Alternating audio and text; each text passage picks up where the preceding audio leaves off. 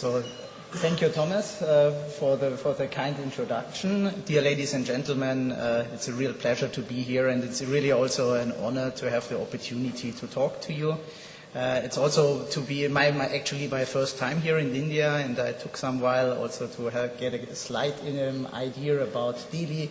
It's a very lively city, and also we conducted 2 days of kind of an assessor training here in India, and I was really impressed by the people, how active they were participating, how interested they were, and which interesting points they always popped up. And I was really very happy to have the opportunity to spend these couple of days with them, and also to yesterday to have the opportunity to visit some cluster organizations and companies in Aurangabad, which was also highly interested to get an insight how the people are working, and I was really impressed how they are trying to develop and to proceed, and this was really nice.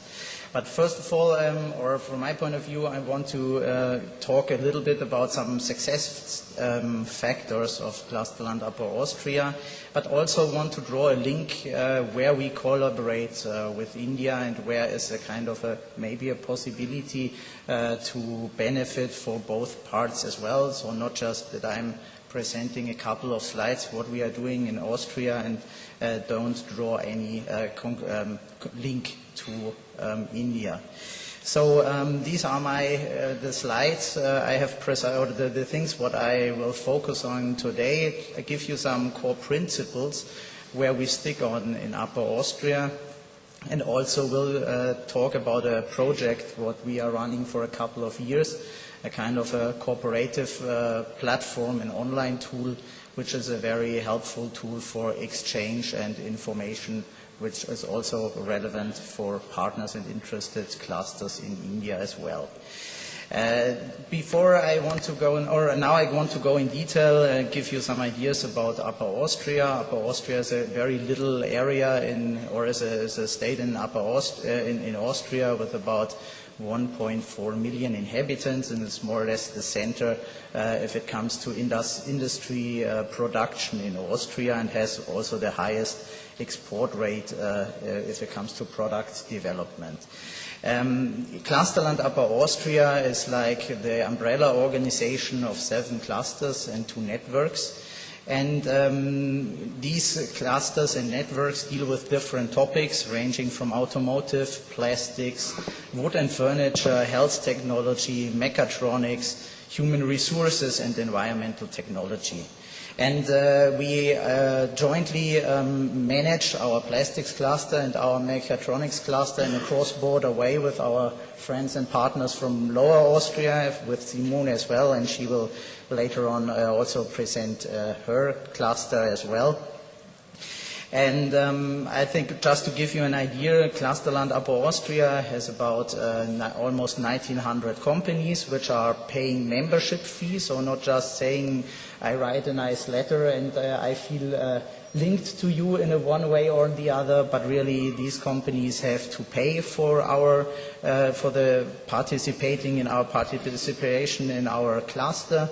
All in all, the companies which are partners in our cluster have a workforce of 265,000 workers, have an annual turnover of 65 billion euros, and these are some. But the majority of our cluster partners are SMEs.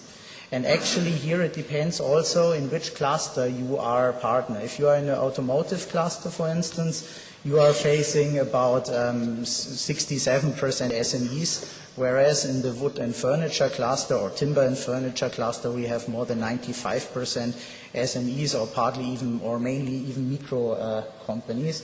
And you might maybe ask yourself, how can this work in a way, and how can cooperation work in such a maybe heterogeneous environment?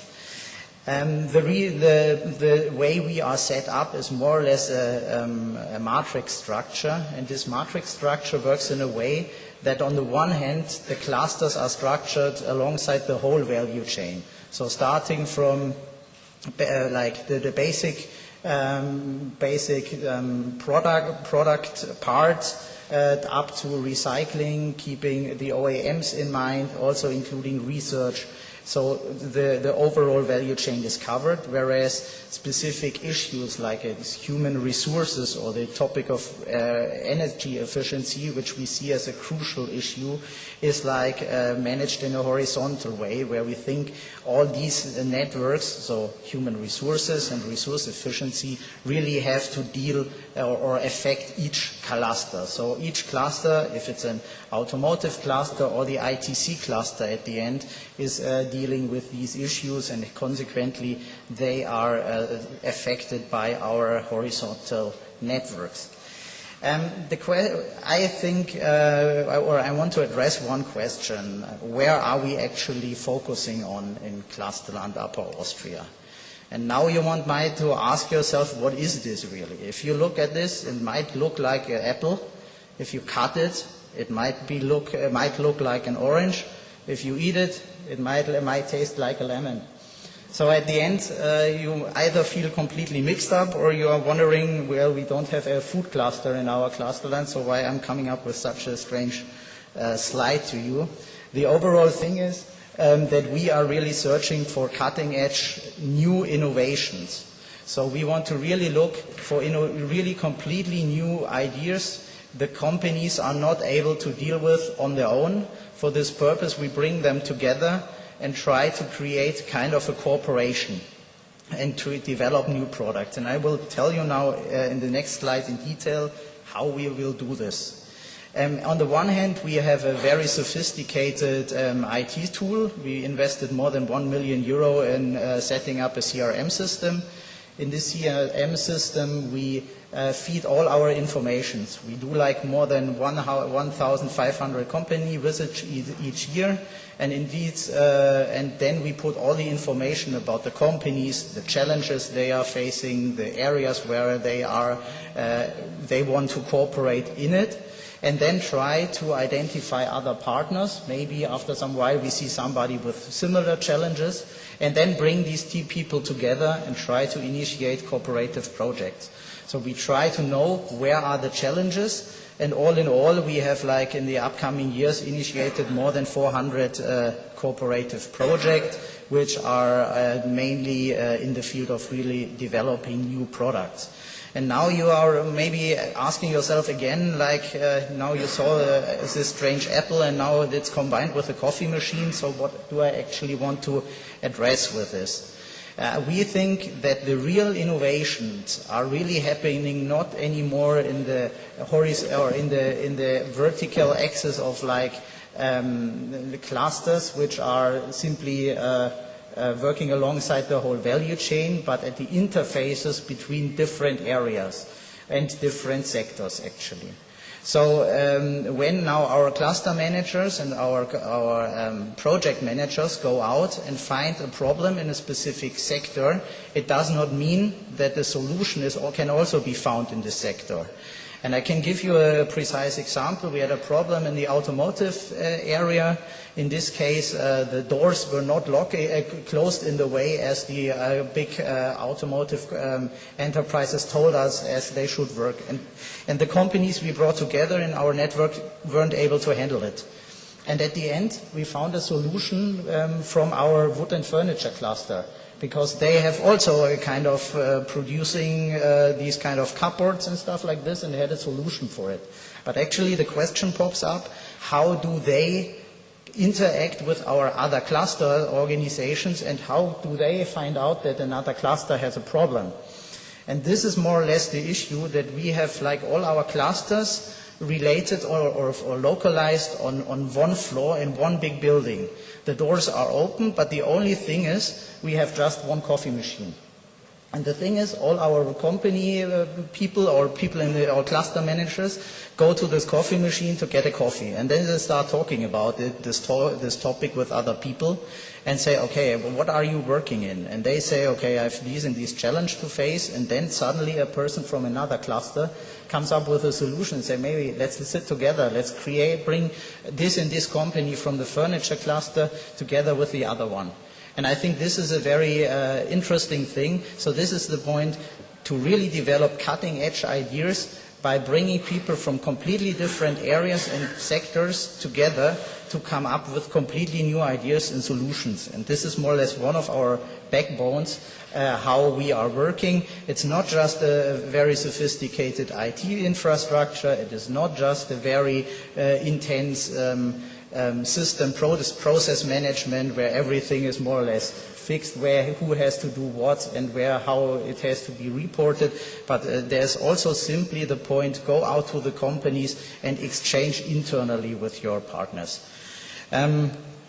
Finally, and this is the last slide I wanted to present you, and I wanted to present you where I thought like there it could be an issue for cooperation also. We are running a certain cluster cooperation platform. You will find it at www.clustercollaboration.eu. And for some years we are also in very close contact and working together. One of our cooperation partners in India is EBDC in this regards, and Paul Jensen. We are working closely together. And this platform, you can register on it as a regular user, can be used as a tool for like matchmaking events in the one way, like organizing matchmaking events inside Europe, or also organizing matchmaking events abroad. We already organized one in India, for instance, but also we have signed a couple of so-called memoranda of understanding, like cooperation agreements also with Brazil, for instance, or the Republic of Korea as well. And on this platform you find a broad range of information about clusters, but also you have the possibility to feed in on information as well. If you think there's a great conference popping up in India, it's always a good idea to put it in and to upload it. It's also an own section for India in place as well. And you can also search for partners from cluster organizations and so on. So I just wanted to give you a very brief insight in this collaboration platform and also the way we are working on.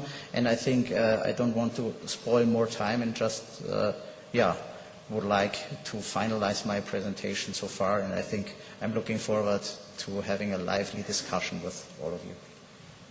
Thank you very much, Christoph. I think you put it quite clearly. The cluster organizations and the clusters in Europe are not aiming at production in the first place.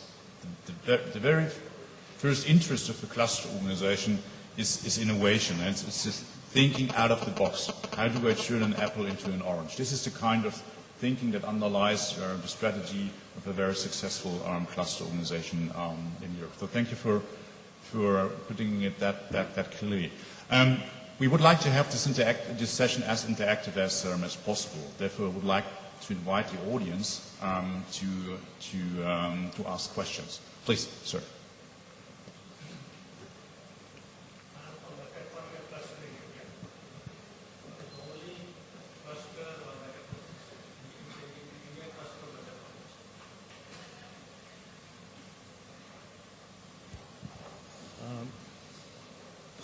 My name is Mahajan, Jagdish Mahajan.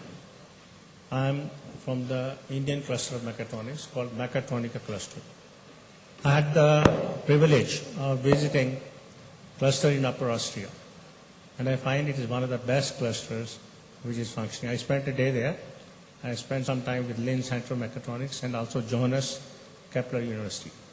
This prompted me to visit some other clusters in Europe. I visited 2 clusters in Holland, one in Nuremberg, one in Finland, and one in Italy. The models which we are following, we felt was not good for innovation. The model which Upper Austria or other clusters in Europe are following is mainly intended to bring companies together so that they can also cutting edge innovation, or in our case maybe just high value addition. See, most of our clusters are in the value chain, or they are basically for solution of problems which are centered around a city or a region. Maybe it's a foundry cluster, they have the problem of pollution. There's an automotive cluster, they want to develop ancillaries for automation, so that is how the cluster started for automation clusters. And now they have developed, because when the foreign companies came, so they have to develop components, and it became very big. The clusters in Europe We are also trying to replicate that model because we are trying to cooperate with the research and universities, institutions, and also the industry. Of course, it is a little difficult in India to work together because trust building takes a lot of time. But we are following the model, and we are registered on ECCP, European Cluster Cooperation. We are also cooperating with EBTC, and I am in touch with Christian Altman, who is the cluster manager in Upper Austria. We get regular exchange of information about activities and events. I think you are doing a wonderful job. We are following the model to some extent in our country. Thank you very much for your input so far. Thanks a lot. Any other questions? There should be one more at least. Please, sir.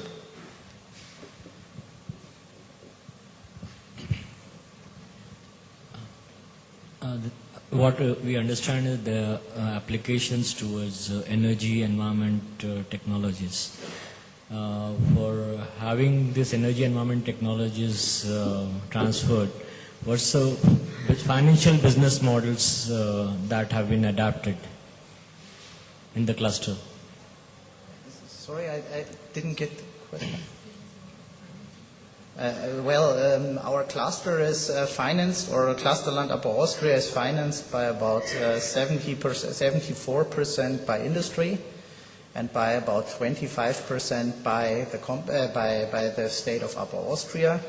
The reason is more or less, or the point is, it works more or less as follows. When Clusterland has been set up, there was a rule that we said, okay, the government told us you will get some kind of basic funding. It will be at the beginning about 95%, but you have to become, after about 7 or 8 years, you have to reach about 75% after about 10 years. The reason is more or less that at the beginning we thought, or the idea was to have a really base backup from the government, where they say, okay, you get some financial resources to develop services, to really create a kind of awareness at the companies, to set up the first cooperative projects. But for each year you have to increase your self-financing rate by about 10%. And the overall idea is the companies will just pay for your services in case these services are definitely good, because they are not forced to be a partner in your cluster organization. They can simply vote by feet and leave the cluster organization at once. And actually, this is the reason why we gained so much self-financing rate so far, that, well, they seem to be quite fine with our services. But we want to keep this level of 74, 70%, 75%, something in this area constant, and do not want to increase the self-financing rate further. The real idea of it is we do not want to end up as a consultancy at the end. We want to servicize the companies in our region best, and do not want to start cream picking and say, okay, with this company we can make more money, and with the other one we can make less money, so we will just servicize the one who will give us a lot of money. And this is the point why we say, okay, a basic funding from the region to also do services which do not bring us any real financial benefit, but on the other hand there's the clear focus on majority of money should be paid by the companies themselves, by projects we are doing, by services we are providing, by membership fee. What I really like about Clusterland Upper Austria is they have an instrument, they call it self-interest group.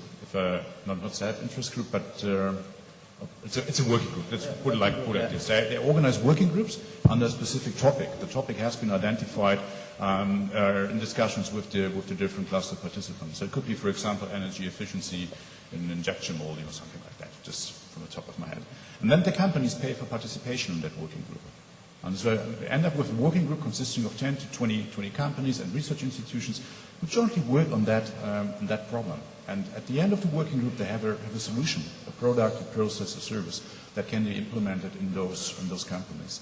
And this is the kind of client approach I was referring to. Communicate with your cluster participants. Try to identify the challenges they're facing, and connect the right people to the right companies in a working group, and then they're willing to pay for it. And I think your organization is one of the best practice examples that we have in Europe, which follows this way.